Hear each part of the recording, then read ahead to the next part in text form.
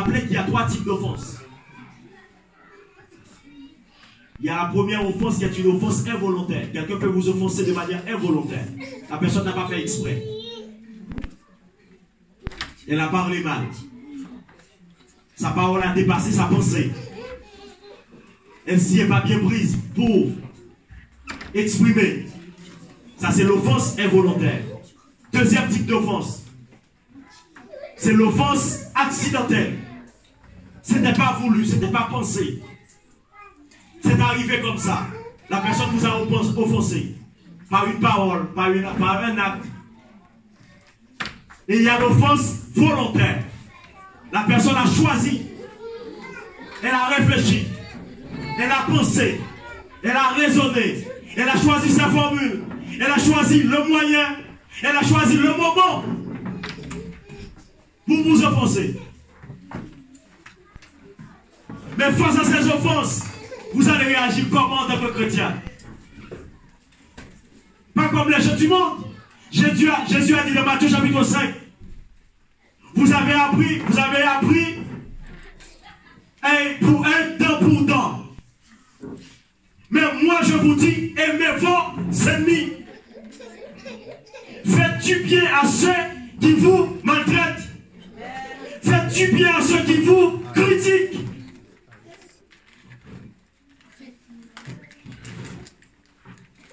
Qu'est-ce que vous allez faire en tant que chrétien? Vous allez vivre toute votre vie avec une offense? Est-ce que vous allez passer toute votre vie avec ce que le frère vous a fait? Est-ce que vous allez garder l'infidélité de votre mari pendant toute votre vie? Est-ce que vous allez divorcer parce que votre mari a été infidèle?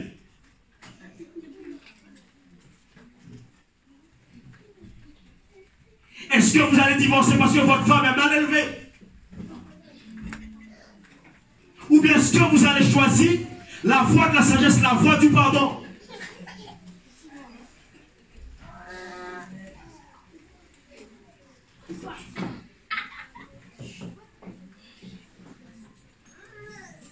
Eh bien, bien aimé, c'est bien dans les églises de prêcher sur le pardon, de dire aux gens de pardonner.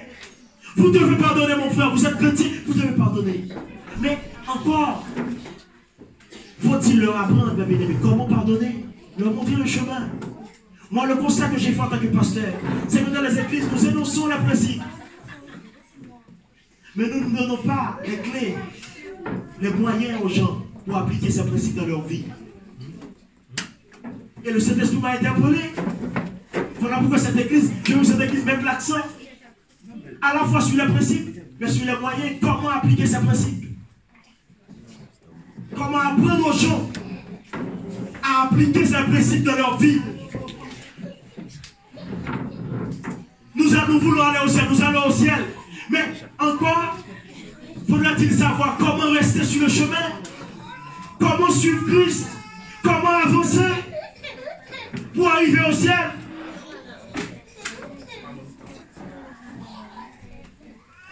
Donc, mes bien-aimés, ce que je veux voir avec vous ce matin, c'est d'abord comment pardonner. Comment apprendre à pardonner. Amen. Et la première étape, pour apprendre ou pour pardonner, il faut savoir faire la différence entre l'homme et son action. Amen. Nous allons voir dans Luc, chapitre 23, verset 34, ce que Jésus-Christ, ce que notre Seigneur a dit. Luc 23, verset 34.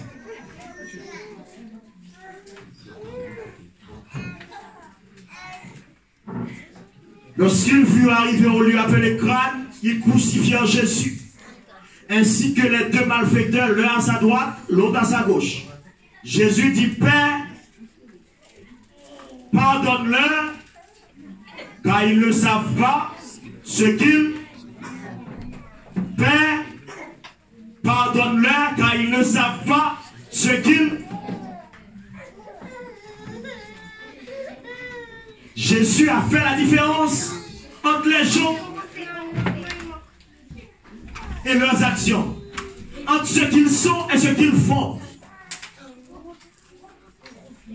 Donc si tu veux apprendre à pardonner, mon frère, Tu dois apprendre à faire la différence entre la personne qui t'a fait du mal et ce que la personne a fait. Parce que assez souvent, c'est une bonne personne, mais qui a fait une mauvaise chose. Ne laissez pas une seule chose vous empêcher de voir toutes les qualités de la personne qui est avec vous, qui est à votre côté, ou qui vit avec vous. Parce que le piège du diable, c'est de nous empêcher de voir les qualités des gens à cause de seuls défauts. Père, pardonne, car ils ne savent pas ce qu'ils font. Il y a des gens qui font des choses, mon frère, ils ne savent pas. Il y a des gens qui critiquent, qui parlent, ils ne maîtrisent pas les choses. Ils disent des choses, mon frère, ma soeur. Il faut faire cette différence. Parce que c'est souvent, c'est l'ignorance. Ils ne savent pas ce qu'ils font. Il y a des gens qui ne savent pas ce qu'ils disent. L'ignorance, parfois c'est la... Il y a trois causes qui vont pousser les gens à faire parfois du mal, sans le savoir ou sans vraiment mesurer ce qu'ils font. C'est l'ignorance, 1. 2, c'est la confusion. Les gens sont confus. 3, c'est la maladie. Il y a des gens qui font des choses, ils ne sont pas bien. Ils ne se portent pas bien. Deuxième étape pour apprendre à pardonner. J'ai dit la première. Faire la différence entre la personne et son action. Analyser, est-ce que la personne, est-ce qu'elle a vraiment la connaissance de ce qu'elle a fait? Ou bien si cette personne n'est pas de l'ignorance. Deuxième étape. Analyser sa propre vie. Nous allons dans Jean chapitre 8. Jean chapitre 8. Verset 1er. Je vais lire. Suivez avec moi. Jésus se rendit à la montagne des Oliviers. Mais dès le matin, il alla de nouveau dans le temple et tout le peuple vers lui s'était assis, les enseignait. Alors les scribes et les pharisiens amenèrent une femme surprise en adultère, en flagrant délit d'adultère. Et la plaçant au milieu du peuple, il dit à Jésus, Maître, cette femme a été surprise en flagrant délit d'adultère. Moïse dans la loi nous a ordonné de la lapider. Toi, que dis-tu? Il disait cela pour éprouver Jésus, afin de pouvoir l'accuser. Mais Jésus s'étant baissé, écrivait avec le doigt sur la terre. Comme il continuait à l'interroger, il se releva et leur dit que celui qui est sans péché jette le premier la pierre contre elle.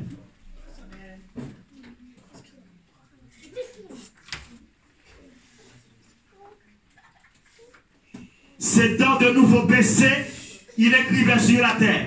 Quand il entendit cela, accusés par leur conscience, ils se retiraient un à un, depuis les plus âgés jusqu'au dernier. Et Jésus resta seul avec la femme qui était là au milieu. Alors s'étant relevé, ne voyant plus que la femme, Jésus lui dit, Femme, où sont ceux qui t'accusaient? Personne ne t'a-t-il condamné?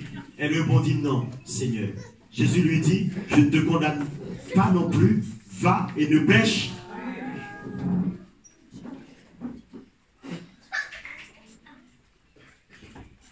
À chaque fois que quelqu'un t'a fait du mal, tu dois regarder ta propre vie. Avant même d'accuser la personne, de vouloir sa mort, de vouloir du mal pour la personne, regarde mon frère, si dans ta vie, toi aussi, ta papa, une fois fait du mal à une personne ou à une autre. Amen. Amen. Parce que ces pharisiens, ils sont venus avec cette femme pour la lapider à cause de l'adultère. Mais quand Jésus a dit que celui qui n'a jamais péché jette la première pierre, ils ont tous pris la fuite.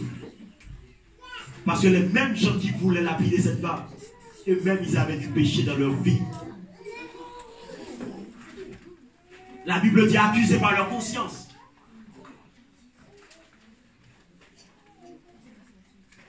Mon frère, tu ne veux pas pardonner. mais regarde ta propre vie. Amen. Regarde si tout est parfait. Ma soeur, tu ne veux pas pardonner, mais regarde ta propre vie devant Dieu.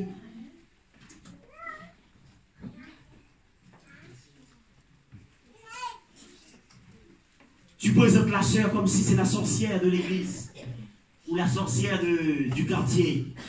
Mais mon frère, regarde ta propre vie. Mon frère, ma soeur, tu présentes le frère comme si c'est le pire frère de l'église. Mais regarde, prends quelques minutes, prends quelques temps pour regarder ta propre vie avant de jeter la première pierre.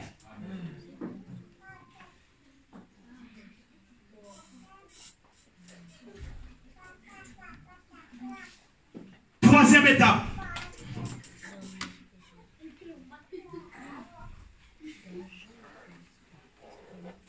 Pour pouvoir pardonner. Nous allons dans Genèse chapitre 45. Genèse 45.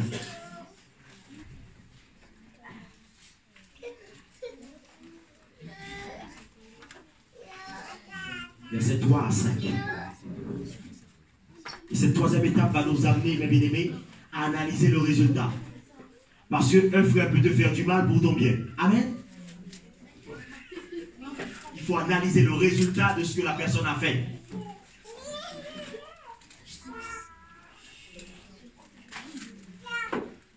Genèse chapitre 45, Joseph ne pouvait plus se contenir devant tous ceux qui l'entouraient. Il s'écria, faites sortir tout le monde. Et il ne resta personne avec Joseph quand il se fit connaître à ses frères.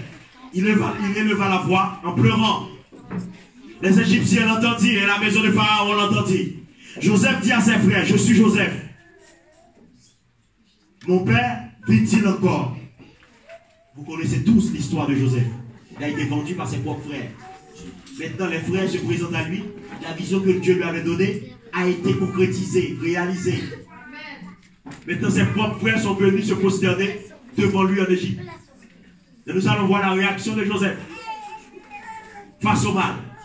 Amen. Genèse 45. Je vais continuer à lire. Joseph dit à ses frères, je suis Joseph.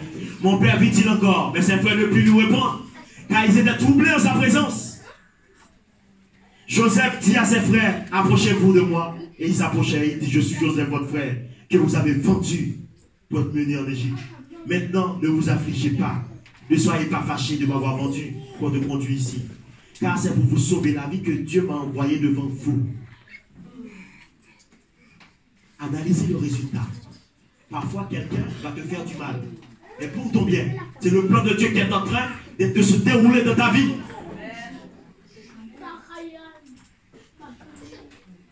Joseph aurait pu faire emprisonner, arrêter tous ses frères pour se venger. Non.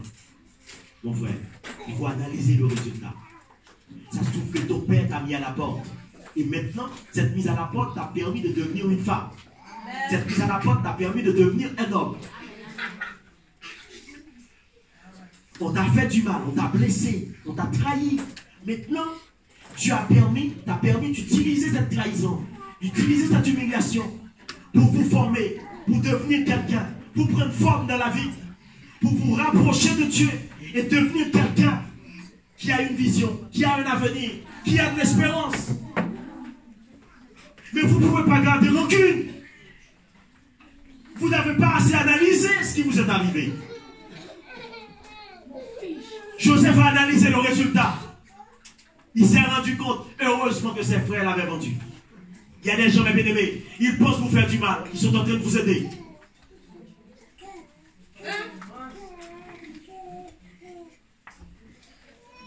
Analysez le résultat de ce que les hommes vous ont fait de mal. Amen. Quatrième étape pour pardonner.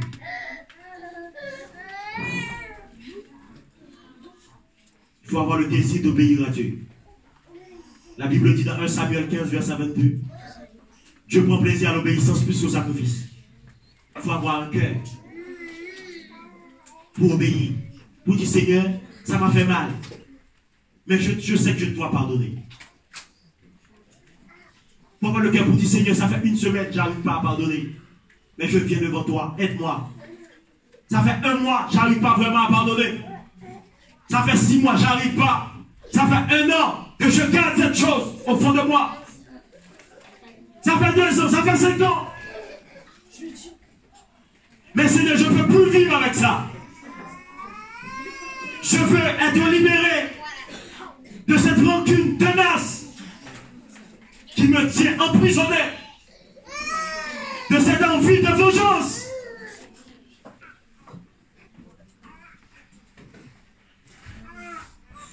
Vous dites, Seigneur, je sens que mon cœur n'est pas propre. Parce que la vengeance est restée attachée à moi. Donc c'est à partir de ces 4 étapes, mon frère, que vous pouvez entrer dans le pardon de Dieu. Amen. Dois-je vous rappeler que le pardon a 2 dimensions. Il y a la dimension verticale, le pardon que vous avez reçu de Dieu, le pardon que vous allez chercher auprès de Dieu. Et il y a la dimension horizontale, le pardon que vous devez aux frères, aux sœurs, aux membres de votre famille, aux collègues de travail, aux gens que vous rencontrez. Amen. Et les 2 dimensions sont liées. Si vous ne pardonnez pas sur la terre, il y a des choses que Dieu ne vous pardonnera jamais. Mais bien aimé, vous devez entrer dans le pardon et vivre le pardon. Mais encore, mes bien-aimés, faut-il savoir, est-ce que quand Dieu pardonne, est-ce que j'ai effectivement bien pardonné? Et ce matin, je vais vous donner 7 tests à faire pour savoir si tu as vraiment pardonné à ce frère. Amen. Amen. Si tu as vraiment pardonné à cette soeur. Quand tu as pardonné, tu dois tester ton cœur pour savoir est-ce que j'ai effectivement pardonné. Parce que tu peux dire au frère, tu lui donnes la main, mon frère, tout va bien. Pourtant, assez souvent, il y a quelque chose qui revient. Quand tu rencontres le frère, il y a quelque chose qui se passe en toi. Quand quelqu'un cite son nom, tu sens que tu es dérangé. Quand tu rencontres une personne, tu parles de ce frère ou de cette soeur, tu sens que tu parles, il y a quelque chose qui ne va pas vraiment. Mais nous allons voir les 7 tests pour savoir si j'ai bien pardonné. Premier test. Nous allons dans Matthieu chapitre 6. C'est le test de la prière. Matthieu 6. Matthieu chapitre 6. Alléluia. Gloire à Dieu.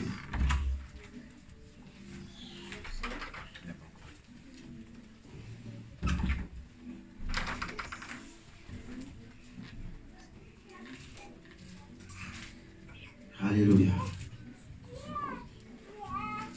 Pardonne-nous nos offenses, comme nous aussi nous pardonnons à ceux qui nous ont. C'est le test de la prière. Pourquoi? En quoi consiste ce test?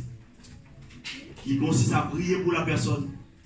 Est-ce que quand tu pries, tu peux citer le nom de la personne? Seigneur, pardonne-moi comme j'ai pardonné au pasteur Méric.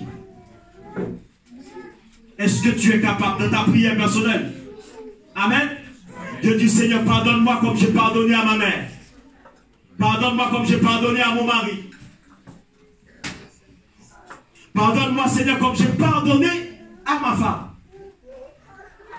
Tu dois citer le nom de la personne dans cette prière. Parce que parfois nous faisons des prières imprécises. Je dis, Père, pardonne-moi mes offenses comme moi j'ai pardonné aux autres. Non. Le frère qui t'a fait du mal, tu vas citer son nom. Tu dois avoir le courage d'ouvrir ton cœur et de citer le nom dans ta prière. De citer le nom de cette personne. Seigneur, pardonne-moi comme j'ai pardonné à Marie, comme j'ai pardonné à Jean, comme j'ai pardonné à Héloïse, comme j'ai pardonné. C'est le test de la prière. Tu dois citer le nom de la personne devant Dieu. Et ensuite, tu dois pouvoir prier pour cette personne. Si tu dis que tu as pardonné à la soeur ou au frère, dans tes prières, tu n'arrives pas à ouvrir ton cœur pour prier pour lui. Ton pardon n'est pas correct.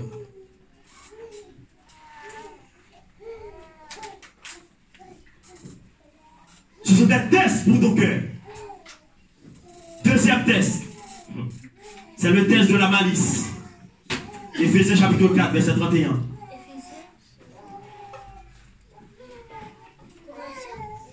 C'est quoi la malice? C'est le fait d'avoir un désir de faire du mal aux autres.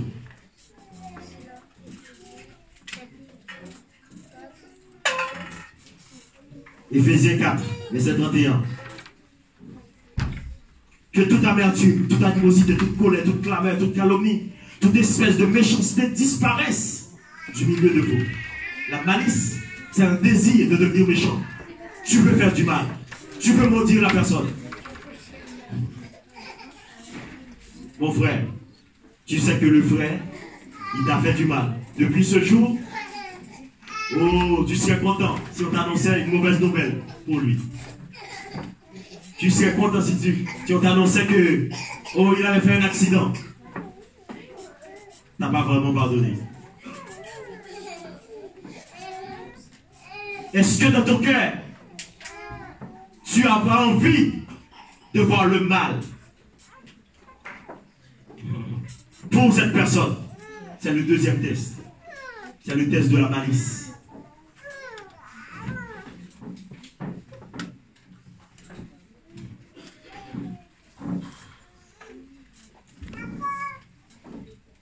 Parce que la Bible dit dans Romains 12, verset 17, ne rendez pas le mal pour le mal.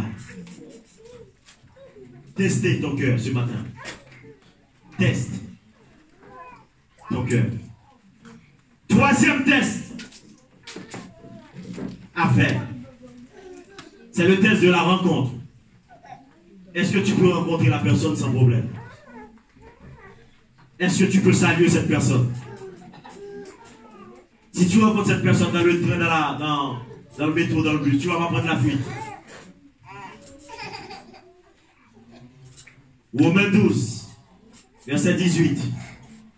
Soyez en paix avec tout le monde autant que cela dépend de vous. S'il y a une personne que tu ne peux pas rencontrer, mon frère, que tu ne peux pas saluer, c'est que ton pardon, tu ne lui as pas vraiment pardonné. Le test de la rencontre.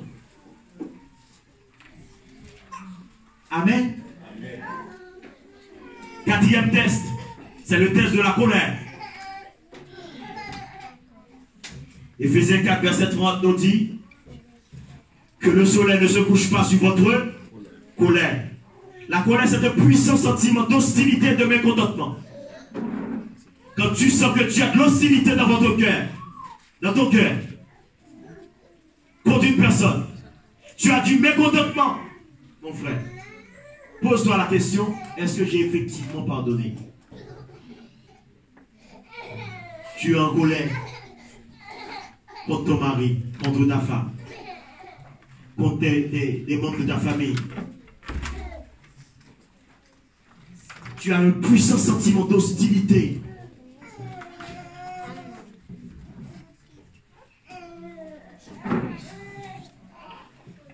Parce que c'est cette personne. Tu es contre. Tu es en colère. Il y a quelque chose.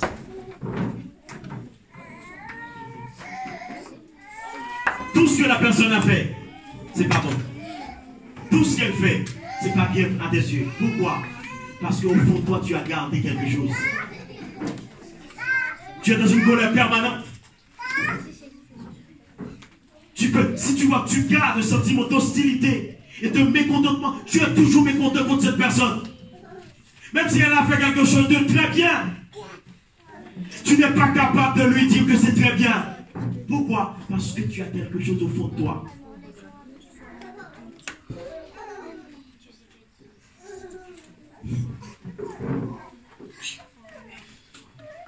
Cinquième test. Nous sommes là, mes bien-aimés, dans les tests pour savoir est-ce que nous avons effectivement pardonné. Cinquième test, c'est le test de la calomnie. Non, pardon. C'est le test de la clameur. C'est quoi la clameur? C'est un langage fort et abusif. C'est le fait de parler fort. C'est un test. Parfois parce que tu n'as pas bien pardonné. Dès que la personne te dit quelque chose, tu réponds. Oh, avec force. Avec abus. Tu parles fort. Tu cries fort. C'est le test de la clameur. Et dans Éphésiens 4, verset 30, la Bible nous dit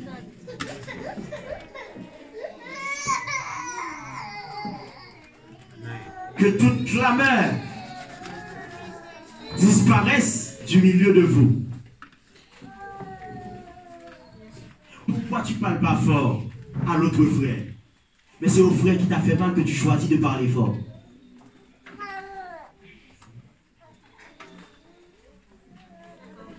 Pourquoi aux autres personnes, avec les autres personnes, tu fais preuve de douceur, tu es doux. Mais avec cette personne qui t'avait dit quelque chose sur toi depuis longtemps, dès que cette personne t'aborde, tu deviens agressif. Mon frère, est-ce que tu as effectivement pardonné à ce frère ou à cette soeur? Regarde ton cœur. Oui. 6e test. Eh bien, nous avançons. C'est le test de la médisance et de la calomnie. Éphésiens 4, 31. Que toute amertume, toute animosité, toute colère, toute clameur, toute calomnie disparaissent du milieu de vous. Toute calomnie. Mon frère, ma soeur, tu dis que tu as pardonné à ton frère. Mais tout le temps, tu dis des choses mauvaises sur ce frère. Avec les gens qui le connaissent, comme avec ceux qui ne le connaissent pas. Amen. Tu racontes ce qu'il a fait, tu racontes ce qu'il n'a pas fait.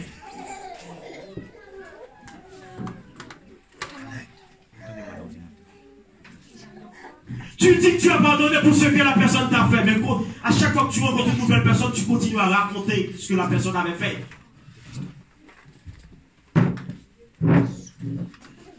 Si tu as effectivement pardonné, mon frère, tourne la page.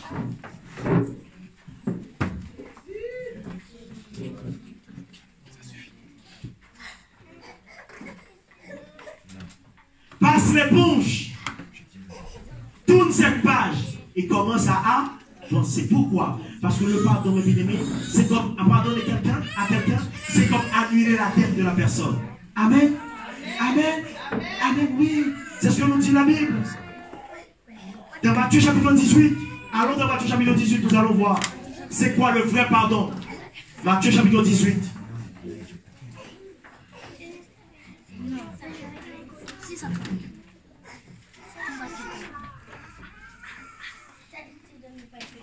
Verset 23. Suivez, mes bien-aimés. Il y a une profondeur dans ce texte. Pour comprendre c'est quoi le vrai pardon. C'est pourquoi le royaume des cieux est semblable à un roi qui voulut faire rendre compte à ses serviteurs.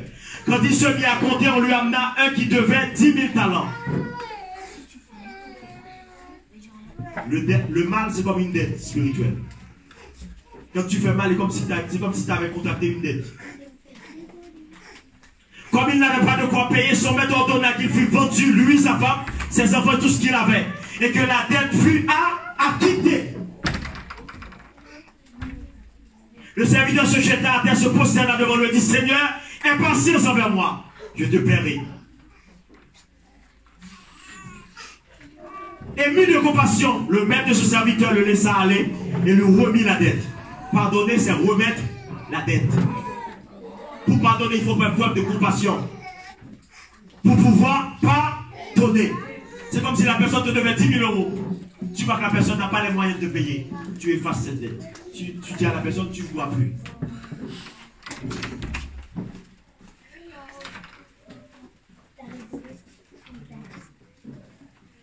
Son compagnon se jetant. Après qu'il fut sorti, ce serviteur, ma bien-aimé, a eu une remise de dette. Maintenant, il ne doit plus. Maintenant, regardons comment lui va se comporter avec celui qui lui doit. Après qu'il fut sorti, ce serviteur rencontra un de ses compagnons qui lui devait 100 deniers. On a effacé une dette de 10 000. Maintenant, il y a quelqu'un qui lui doit 100. Regardons. Il le saisit et l'étrangla en disant, paie ce que tu me dois. Son compagnon se jeta à terre, le suppliait, disant, aie patience envers moi, je te paierai. Mais l'homme ne voulut pas, il alla le jeter en prison, jusqu'à ce qu'il pût payer ce qu'il devait. Ses compagnons, ayant vu ce qui était arrivé, furent profondément attristés. Et ils allaient raconter à leur maître tout ce qui s'était passé. Alors le maître fit appeler ses serviteurs et lui dit, méchant serviteur, je t'avais remis en entier ta dette, parce que tu m'en avais supplié. Ne devais-tu pas aussi avoir pitié de ton compagnon, comme j'ai eu pitié de toi? Et son maître irrité le livra au bourreau, jusqu'à ce qu'il eût payé tout ce qu'il devait. C'est ainsi que mon Père Céleste vous traitera, si chacun de vous ne pardonne pas à son frère de tout son cœur.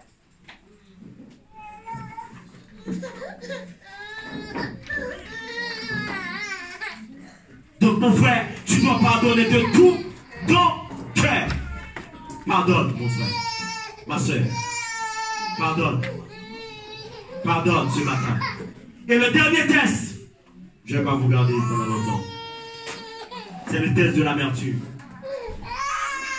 C'est quoi l'amertume?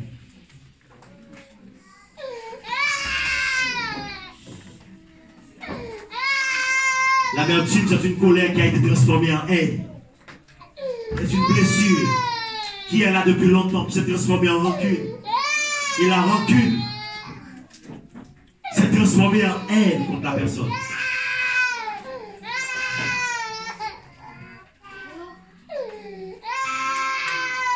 Donc vous devez vous protéger de l'amertume. Parce qu'une simple colère peut se transformer en rancune. Ça veut dire que cette colère est là depuis longtemps. Et la rancune qui n'est pas traitée va se transformer en amertume maintenant. Maintenant tu as la haine contre la personne. Et ce matin mon frère, ma soeur, toi qui pries Dieu, tu ne peux pas avoir de la haine dans ton cœur. La Bible dit dans Ephésiens 4:30 que toute amertume disparaisse du milieu de vous. Ne laissez pas la colère, mes bien-aimés. Et mes bien-aimés, il y a beaucoup de circonstances de la vie qui peuvent nous pousser dans l'amertume. Il y a l'histoire, mes bien-aimés, de ce chauffeur de taxi londonien à Londres qui a rencontré une jeune fille. Cette jeune fille ne pouvait pas aller à l'université. Tous les jours, il est dans la rue, mes bien-aimés, au volant de sa voiture pour payer les frais de scolarité de cette jeune fille. Loyer, nourriture, habillement, scolarité, frais d'études, tout pour cette jeune fille. Et puis après un certain temps, il commence à soupçonner quelque chose. Il commence à se rendre compte, on dirait que cette jeune fille n'est pas fidèle. Et un jour, il a dit à la jeune fille que je dois partir pour mon travail. Est-ce que tu peux m'accompagner à la gare? La jeune fille l'a accompagné. Il a pris le train devant cette jeune fille. Mais à la station suivante, il est descendu. Il est revenu, il est resté à Londres. Et à 23h minuit, il est revenu à la maison. Et il a trouvé dans son appartement, dans son lit, dans sa chambre, cette jeune fille avec un homme.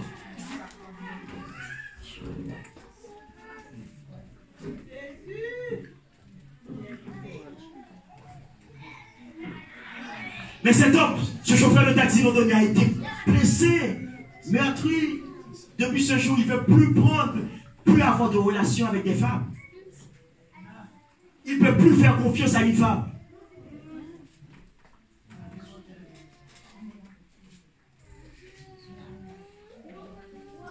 Donc mon frère, préserve ta vie de l'amertume. Mon frère, ma soeur, ne blesse pas les gens. Amen. Et toi qui as été blessé, fais attention pour que cette blessure ne se transforme pas en colère, en rancune. Et cette rancune en amertume. Mais bien aimé, il y a l'histoire d'une jeune fille qui a rencontré un homme. Cet homme lui a promis le mariage. Cette jeune fille, elle voulait se garder pure. Comme elle avait confiance, mais bien aimé, elle a même sorti des principes de Dieu. Et s'est livrée dans la relation sexuelle avec ce jeune garçon. parce qu'elle avait la promesse du mariage. Après, les années passent, elle reste avec lui. Jusqu'à un beau jour, le gars il commence à changer, changer. Finalement, il l'a laissé tomber après plusieurs années, à 38 ans. Et pendant qu'elle était avec ce jeune homme, elle a refusé le mariage. Elle a refusé d'autres jeunes garçons. Cette jeune fille se retrouve à 38 ans, blessée, sa vie gâchée. Elle s'est sentie trahie. Amen. Contre les garçons, pensant que tous les garçons sont mauvais, que tous les hommes sont des menteurs. Donc ce matin, jeune garçon, tu ne dois pas faire partie de ceux qui trahissent les autres, de ceux qui trompent, de ceux qui font mal, de ceux qui blessent. Jeune femme, prie pour que toi, tu ne fasses pas partie de la liste de ceux qui sont infidèles, qui trahissent, qui ne tiennent pas leurs mots, qui ne tiennent pas leur engagement. Et si vous avez été blessé, trahi, décidez-vous aujourd'hui à pardonner. Pardonner, pas des lèvres, pas superficiellement, mais à pardonner sincèrement de tout votre cœur. Que Dieu vous. Levons-nous ensemble, nous allons prier. Levons-nous ensemble.